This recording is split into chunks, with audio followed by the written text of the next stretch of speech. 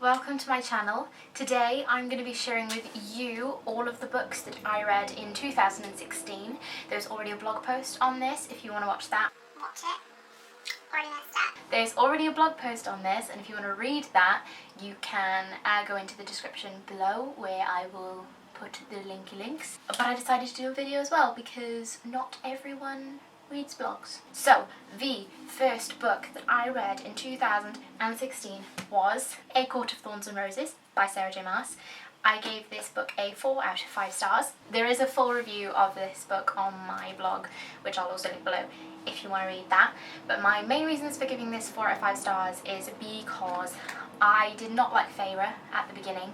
I did warm to her at the end, but I did not like her at the beginning of the book, and I didn't like Tamlin at all, and they're the main characters. But I did like the plot, and I did like the writing, and I do adore Sarah J Maas, so it's still got a 4. From me, well worth the read, and I'm so glad that I stuck with it because the sequel was just...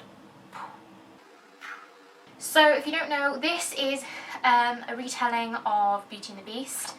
It's basically about a girl named Feyre, and she lives below a wall with like all the other humans, and she is basically like, that was a weird sound. She is basically the caretaker for her entire family. She goes out, she hunts, she collects food, she sells things, whatever, basically to keep them alive, and they don't appreciate her at all and anything that she does.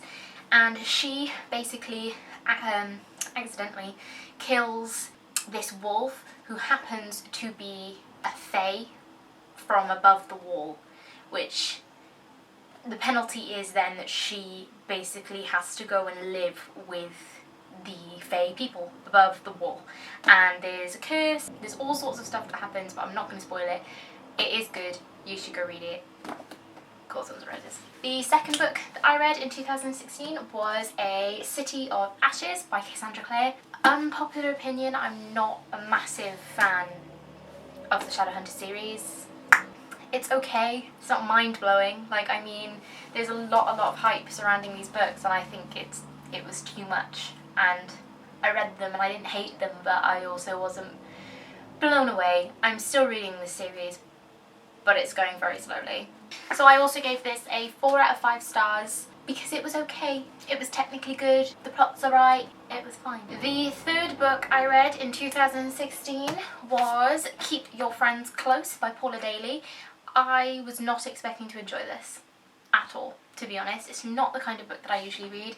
I picked it up from Tesco's because they do like a 2 for £7, so I picked something else up at the same time, and then I was just like, well, I might as well pick this up too, and I read it and I loved it, to be honest. I'm pretty sure I gave this a 5 out of 5 stars, and again there is a full review of this book on my blog, which I will link below if you want to read that. It's basically about this woman whose daughter gets ill, or is in hospital, and she has to go like attend to her daughter, and while she's there her best friend kind of starts looking after her husband and her home, and it turns quite sinister, and it was really good. The fourth book that I read in 2016 was The Curious Incident of the Dog in Night Time by Mark Haddon. This is the oldest book that I read this year. It was published in 2003. And this was amazing also. I also gave this a 5 out of 5 stars. The writing in this is amazing. It's a murder mystery novel from the perspective of a boy called Christopher. He has Asperger's, is that how you say it? Asperger's syndrome? And it's really good. Honestly, I would 100% recommend this read. The next book I read this year was Poison Study by Maria V. Schneider, and I gave this a 4 out of 5 stars. So it's about a girl who's in prison, and she's on death row, and the poison taster or poison tester for the king, I believe, or the commander or whatever, dies, and the law is that whoever's next on death row becomes the poison tester. So it's basically her having to become the poison tester, which is obviously a really dangerous job because it means that she has to eat all the food that the king eats before he eats it, and I mean, if it's poisoned, she might die. So it's pretty good, actually. Now that I'm really thinking about it, I'm thinking that I liked it more than I thought I did, so I'm definitely going to have to buy the second one in this series. because the blurb has just reminded me what it is about, and I'm like, I'd like to read the second one. The next book that I read this year was Graceling. I gave this a 3 stars, which means that I didn't really like it. It's by Kristin Cashore, and it's quite popular. I feel like when it came out, it was like a really, really loved book, but I won't be continuing in the series for this. I think I just got bored. And also, I think it's a bit young for me, to be honest. Just the way it's written and the main character and stuff like that. I remember it being quite young, so I didn't love this. Read it if you want, not one of my recommendations, but yeah. So the next book that I read was City of Glass by Cassandra Clare. I think I also gave this 4 out of 5 stars. Like I said, I like it, I just don't love it. So I'll continue reading because I want to know what happens, but I'm not particularly like dying over it. It was okay. The next book that I read this year was The Queen of the Tearling by Erica Johansson, and I hated this. I'm sorry to say, if you loved this book, I hated it. I thought it was so boring. Like, I love the premise, absolutely love the premise of it. Like, I thought it could have been such an interesting book, but it could have been half the size, if that. I didn't even finish it because I got so bored. I finished it after there was like 7 pages of description of somebody getting from one room to another room. I just couldn't read it. I got so bored and I gave it up. So sorry if you love this book, but I hated it and I gave it 1 out of 5 stars. That's all. The next book that I read this year was Matched by Ali Condie. It's upside down. Matched by Ali Condie. This book I gave 4 out of 5 stars, I do believe. It was good. Again, I love the premise. It was just a bit young for me. I didn't think the writing was the best. Don't know if I'm going to continue on in the series yet. And the next book that I read in 2016 was A Court of Mist and Fury by Sarah J Maas, and this got 5 out of 5 stars. I'm not even joking. It's so good. And you've probably heard every person, booktuber on YouTube, talking about this book this year because it was amazing. And Sarah J Maas is amazing. And I love her. This was so much better than A Court of Thorns and Roses, and even A Court of Thorns and Roses was pretty damn good. Just trust me on this one, okay? It's just trust me that Sarah J Maas is amazing, and you need to read everything that she writes right now. The next books that I read this year, I'm going to talk about all in one. These were the Chronicles of Kerrigan series, books 6 to 12. Oh no, 6 to 10. I read all in one like week, basically. I like these books. I like the story of Ray. I love the premise. I love the books. I love the writing. I do not like the way that W.J. May releases the books. The shortest book in the series, I believe, was about 180 pages, and it feels like a bit of a rip-off, especially because there's 10 books in the series. I feel like the series could literally be condensed into 5, especially if you're buying them in paperback form. It's like £7 to £9 per book, and the books aren't even that big. I wouldn't recommend starting the series if you haven't already, because of that, just because it's a lot of money to spend. Unless you're buying on Kindle, then they're £2 or £3 per book, but you know, it can still add up if you're on a budget. But I would recommend it just because it is a good series and I did very much enjoy it. But I did give them 3 out of 5 stars just because of the way they've been released that I wasn't very happy with. So yeah. The next books that I read this year were also on Kindle, and they were the K.T. Parker production series. So they were the books In Between, On the Loose, The Big Picture, and Can't Let You Go, and I believe I gave all of these 4 or 5 stars each. Again, a series that I didn't expect to enjoy. I didn't like the first page of the first book, but once I got past that page, I did really enjoy the story of Katie, and I do recommend these books. So the next books that I read were Dying to Forget and Dying to Remember by Trish Marie Dawson. These are about, what are they about? They're like about a girl who commits suicide, and basically in this book, when you commit suicide, you go to what's called the station, and you're like assigned a role there, and all this stuff goes on. It's really good. It's a really good concept, and I very much enjoyed these books. I am going to be continuing on in the series in 2017. And the next book that I read, which is the 24th book that I read this year, Finding Audrey by Sophie Kinsella, and like a lot of other people, I loved this. very much. I believe I gave it 5 out of 5 stars. I thought the descriptions of anxiety were on point. I so related to Audrey, and I so saw everything that she was, the jumbled thoughts in her head. I was like, yes, those are so accurate. I really, really loved the writing in this. I did love the plot.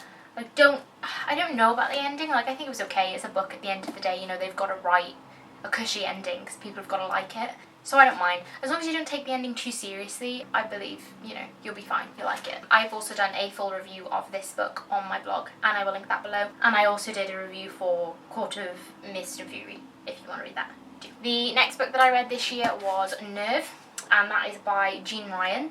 I read this because of the movie that was coming out, and I just wanted to read the book first. Didn't like it at all. I thought it was boring, especially from watching the trailer of the movie and then watching this. I was just like, it just wasn't my cup of tea. I didn't like much about it at all.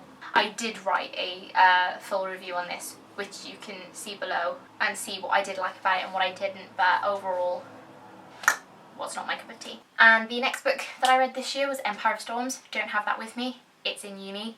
5 out of 5 stars, amazing. Sarah J Maas, not going to go on about her again, but I loved it. There's a review on my blog in the description. Go read that because I totally gushed about this book in that review. The next one I read was Flawed by Cecilia Ahern. Loved this book, and I can't wait for the next one to come out. I gave it 5 out of 5 stars. Loved the concept. I loved pretty much everything about it, actually. I thought it was dark in all the right places. And the plot was interesting, and I liked the characters, and I just really liked it, and I'm really excited for the next one.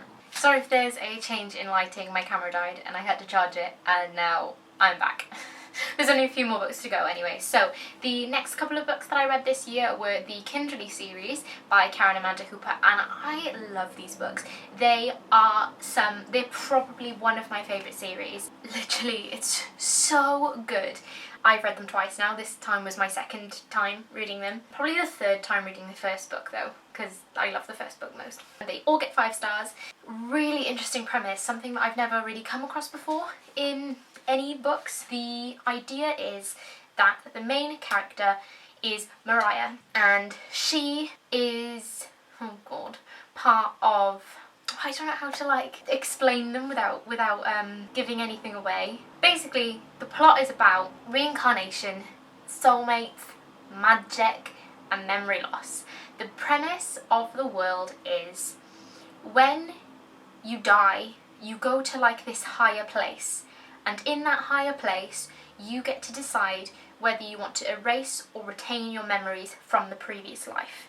And most people in the world choose to erase because either their memories from that life were too traumatic and they don't want to carry them with them, or the knowledge that when they respawn and remember everything, everyone they know and love won't remember them or will be dead, or they may even...